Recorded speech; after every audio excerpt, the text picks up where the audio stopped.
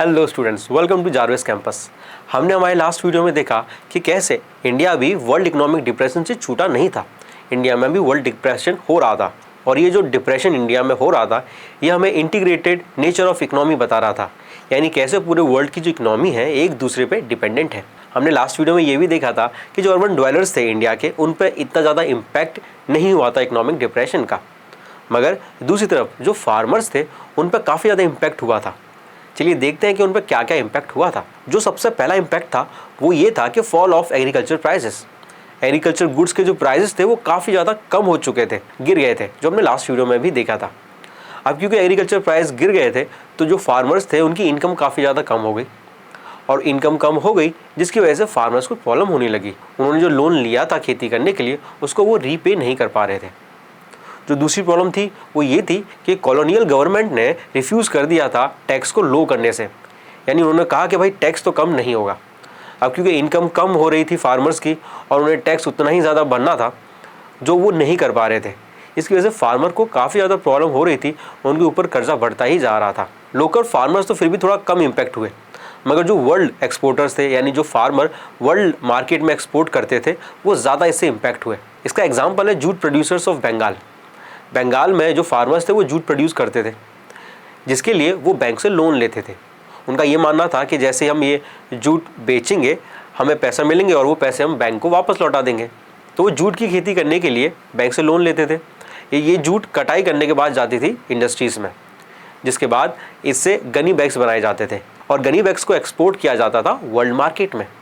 और क्योंकि world market में डिप्रेशन आ रखा था तो गनी बैग्स का एक्सपोर्ट कम हो गया। अब गनी बैग्स का एक्सपोर्ट कम हो गया जिसकी वजह से जूट की जो डिमांड थी वो भी कम हो गई और इसलिए जूट की प्राइसेस काफ़ी ज़्यादा कम हो गए, जिसकी वजह से फार्मर को लॉस होने लगा। फार्मर को इनकम नहीं मिल रही थी और इनकम नहीं मिल रही थी तो वो बैंक का लोन वापस कैसे कर पाता, जिसकी वजह से वो कर्जे में डूबते जा रहे थे। पर अब कर्जे से निकलने के लिए कुछ ना कुछ तो करना था, इसलिए जो फार्मर्स थे वो कुछ ना कुछ कर रहे थे। जैसे सबसे पहला उन्होंने अपनी जो सेविंग्स थी वो डिसअपेयर कर दी, यानी जितनी भी चीज़ें उन्होंने बचाई थी, अपने पैसा बचाया था, वो सारा पैसा उन्हें लोन पे करने के लिए खर्च कर दिया। इसके अलावा मॉर्टेज लैंड, यानी कि उन्होंने अपनी जो ज़मीन थी वो गिरवी रख दी और बदले में जो पैसा आया उससे लोन चुकाना चालू कर दिया था। इसके अलावा उनके पास जो ज्वेलरी थी वो उन्होंने सोल्ड कर दी।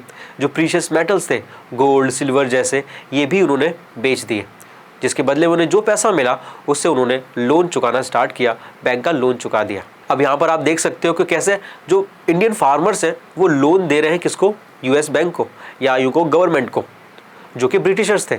और ब्रिटिशर्स उस गोल्ड से अपनी वर्ल्ड मार्केट में अपनी इकोनॉमिक डिप्रेशन को मेंटेन कर रहे हैं।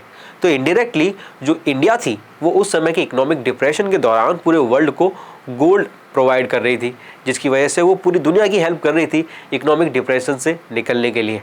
उस समय के एक फेमस फार्मर इकोनॉमिस्ट थे जिनका नाम था जॉन मेनार्ड केनिस। उन्होंने ये ऑब्जर्व किया कि इंडिया जो गोल्ड प्रोवाइड कर रहा है वर्ल्ड को, उसी की वजह से पूरा वर्ल्ड इकोनॉमिक डिप्रेशन से रिकवर हो पा रहा है। तो इस तरह से आप ये कह सकते हो कि जो हमारे इंडियन फार्मर्स थे उन्होंने जो गोल्ड दिया, जो बेचा, उसकी वजह से पूरे वर्ल्ड को फ़ायदा हो रहा था, मगर बेचारे फार्मर्स को इतना फ़ायदा नहीं हो रहा था क्योंकि उनके जो सेविंग्स थी वो जा रही थी, उनकी ज़मीन जा रही थी, उनके गोल्ड जा रहे थे और बदले में उन्हें कुछ नहीं मिल रहा था। उनका सिर्फ लोन रिकवर हो पा रहा था, लोन खत्म हो पा रहा था। और क्योंकि हमारे जो फार्मर्स थे वो कर्जे में दबे जा रहे थे तो उस टाइम गांधी जी ने देखा और उन्होंने उस टाइम 1931 के दौरान फिर डिसओबीडियंस मूवमेंट स्टार्ट किया था फार्मर्स को इस कर्जे से बचाने के लिए। तो इस तरह से हमारे जो इंडियन फार्मर्स थे उनको काफ़ी ज़्यादा परेशानी झेलनी पड़ी थी वर्ल्ड इकोनॉमिक डिप्रेशन के दौरान। मगर 1935 में वर्ल्ड इकोनॉमिक डिप्रेशन ख़त्म हो गया और पूरी जो दुनिया थी वो इस इकोनॉमिक डिप्रेशन से रिकवर होना स्टार्ट कर देती है। हम हमारी नेक्स्ट वीडियो में देखेंगे कि कैसे ये वर्ल्ड इकोनॉमिक डिप्रेशन से